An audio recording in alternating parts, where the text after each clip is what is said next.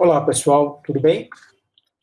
Vamos dar uma olhada na segunda questão da nossa lista de problemas e exercícios relativa a oscilações. O que temos na segunda questão, pessoal? A pergunta é assim colocada: como você definiria um oscilador harmônico simples? Estabeleça todas as relações que você consegue. Com quantos parâmetros pode-se caracterizar inteiramente um movimento harmônico simples? Descreva em palavras cada um desses parâmetros. Então, ok, pessoal. Como já discutimos ao longo do capítulo, do tópico, ou do tema oscilações, esse é um tema muito importante. A engenharia, como um todo, para as ciências básicas e para a engenharia mecânica é algo ainda mais fundamental, vamos assim dizer, porque é difícil, talvez impossível, imaginar um campo da engenharia mecânica que não tenha alguma dependência, alguma influência, de vibrações de uma maneira geral. Normalmente, os exemplos que eu conheço como físico, o engenheiro mecânico trabalha de modo a minimizar, de modo a controlar as vibrações, de tal maneira que elas não se tornem indesejáveis ou que possam causar danos, ou riscos de acidente a uma estrutura, a uma máquina, a um equipamento de uma maneira geral. Dentro desse assunto, o modelo de oscilação harmônica é muito, muito importante, porque esse tipo de oscilação é muito comum na natureza, e o que não é exatamente o movimento harmônico pode, sob determinadas circunstâncias e aproximações, ser tratado como sendo, de fato, harmônico. Ou seja, o que eu quero dizer com isso é que a oscilação harmônica ela é base para o entendimento, para o tratamento de muitas situações complexas e reais no fazer do físico, do químico e do engenheiro. Tá? Então, ter um domínio completo, amplo, seguro de um movimento harmônico simples, de um oscilador harmônico simples, no sentido de caracterizar as grandezas fundamentais, dominar as equações que regem o movimento, são habilidades necessárias e imprescindíveis à formação do engenheiro, de todo e qualquer engenheiro. Mais ainda, o engenheiro mecânico. Então, dito isso, no item A da segunda questão, é pedido para você definir um oscilador harmônico simples, estabelecendo todas as relações que você conseguir. Bom, o que isso nos coloca é a necessidade de extrair todo o conhecimento que nós temos. Então, vamos lá. Em poucas palavras, de maneira objetiva, como podemos tratar ou definir um oscilador harmônico simples? Vamos lá, do menos rigoroso ao mais rigoroso. Que quer dizer harmônico simples. Né? Então, o simples aí, ele exclui a presença de forças dissipativas, forças não conservativas, e exclui a presença de forças externas sobre o sistema. Então, poderíamos, numa primeira colocação, afirmar o seguinte, de movimentos harmônicos do tipo simples. Fala, olha, se o movimento é harmônico simples, ele é descrito, as equações de movimento são regidas por funções trigonométricas do tipo seno ou cosseno. E aí, quando eu quero dizer as equações de movimento, há, portanto, mais de uma, então vamos descrever como a posição varia no tempo, como a velocidade varia no tempo e como a aceleração varia no tempo, né? Então, esse movimento ele é necessariamente acelerado, né? Então, nós vamos ter posição, velocidade e aceleração como sendo descritos, de uma maneira geral, por funções matemáticas, funções trigonométricas do tipo seno ou cosseno, né? E chamadas de funções harmônicas. Muito bem. Então, esse é um primeiro ponto bem essencial, né? Mas temos mais coisa a falar sobre a oscilação harmônica, evidentemente. Então, vamos lá. É qualquer tipo de equação que rege um fenômeno oscilante do tipo harmônico e simples? Não, é claro que não. Então, nós temos funções específicas para tratar esse tipo especial e importante de oscilação. Que função é essa? Bom, vamos lá. Fazendo, pode ser por aqui mesmo, tá? O que temos como descrição matemática de um oscilador harmônico simples, ou seja, sem a presença de atrito e sob a influência de uma força restauradora, nós temos uma equação que é uma equação diferencial de segunda ordem. Temos dois termos, assim, continuando a descrição da equação diferencial. Essa é uma equação diferencial de segunda ordem, né? Envolve uma derivada segunda da posição em função do tempo. Temos uma dependência da posição em função do tempo. Essa equação diferencial ela é linear e é homogênea. Então, nós temos uma equação diferencial linear homogênea de segunda ordem e sem a presença de um termo com a dependência desse tipo. Aqui é uma relação de proporcionalidade, tá? Então, quero dizer, nós temos na equação de um movimento harmônico simples uma dependência da função posição em função do tempo, a derivada segunda, mas nós não temos a presença de um termo de derivada primeira na equação do MHS, da derivada da posição em função do tempo. Nós não temos.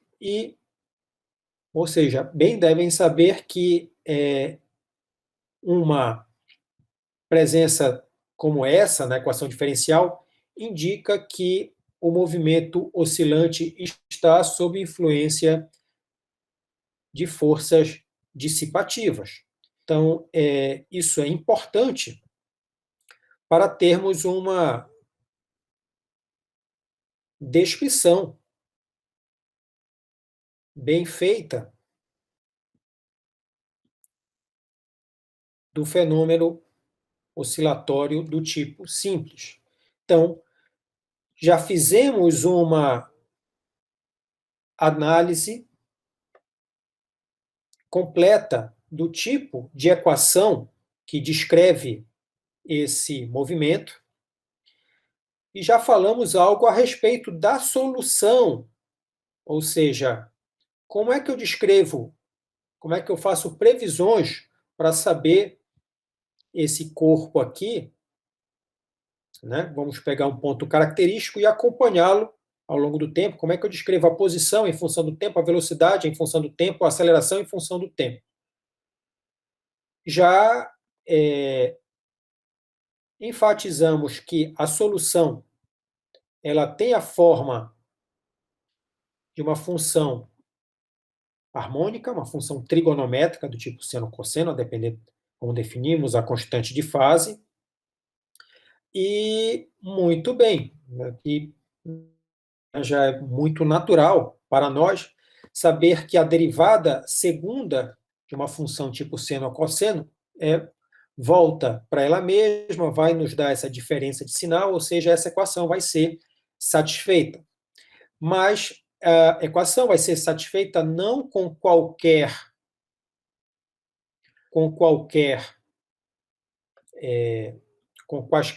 melhor dizendo, grandezas físicas, mas com grandezas físicas específicas para o problema em questão. Então, quantas são as grandezas que nos fazem descrever inteiramente esse movimento? Vamos lá, quantas são? São 3 grandezas físicas que nos descrevem inteiramente o movimento harmônico simples. Quais são essas grandezas? Bom, esse tipo de oscilação, chamada harmônica simples, ela é especial não apenas pelo fato de ser uma oscilação periódica, é uma oscilação periódica e harmônica. Então, isso quer dizer, pelo fato de ser periódica, então ela tem um período diferente, um período bem definido, consequentemente, tem também uma frequência linear característica e, portanto, tem também uma frequência angular característica. A grandeza que acopla aqui ao tempo, a descrição desse movimento, é uma grandeza bem conhecida e discutida por nós, chamada de frequência angular. Ok? E o que essa grandeza frequência angular tem de diferente em relação a essas duas grandezas aqui que eu estou destacando com a nossa ponteira laser? Repetindo, o que a grandeza frequência angular tem de diferente em relação à grandeza amplitude e constante de fase? Foi bem discutido o ponto que a frequência de oscilação não depende das condições iniciais do problema em estudo, depende de características intrínsecas, inerentes ao sistema de estudo, ao sistema em estudo, que é a propriedade de constante elástica da mola e propriedade inercial, propriedade de massa, né, a quantidade de massa que está acoplada a essa mola. Então, depende tão somente disso, qualquer que seja a condição inicial que eu tome para estudar o problema, a frequência angular será a mesma. Diferentemente, é o caso da amplitude e da constante de fase, que elas são ajustadas em função das condições iniciais de estudo. Leia-se, a posição que o corpo ocupa no instante inicial, né, no instante que se dá o início do estudo, e a velocidade que o corpo possui nesse mesmo instante inicial de estudos, que para efeito prático, normalmente trabalhamos com o tempo igual a zero. Costumamos trabalhar com medidas de tempo em segundos, né? Em acordo com o Sistema Internacional de Unidades. Então, a frequência angular é uma medida de periodicidade, de tempo, né? Do tipo tempo. A amplitude é uma medida de módulo do valor máximo de deslocamento que o corpo possui em função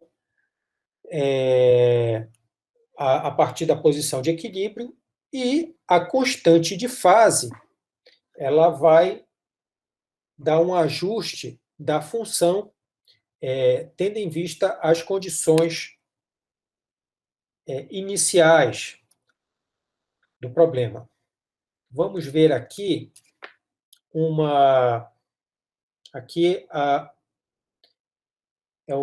retomando um estudo básico que nós fizemos de relação entre essas grandezas fundamentais. Aqui fizemos um pouco de análise dimensional, aqui destacando o que são as condições iniciais. E aqui nós comprovamos que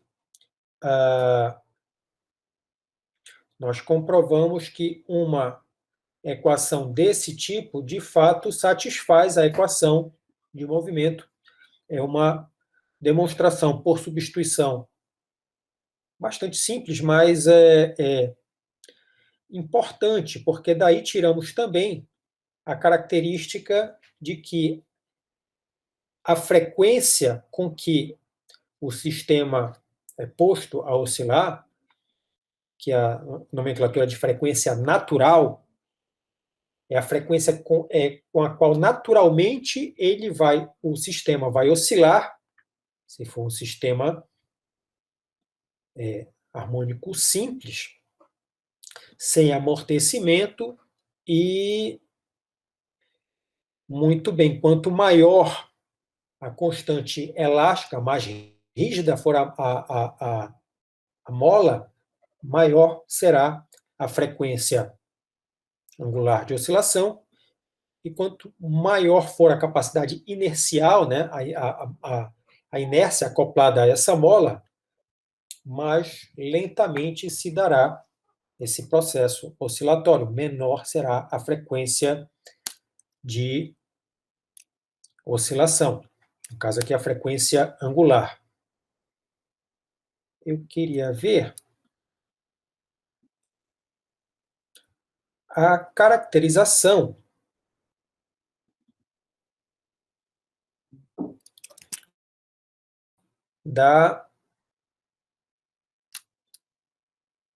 o que foi pedido.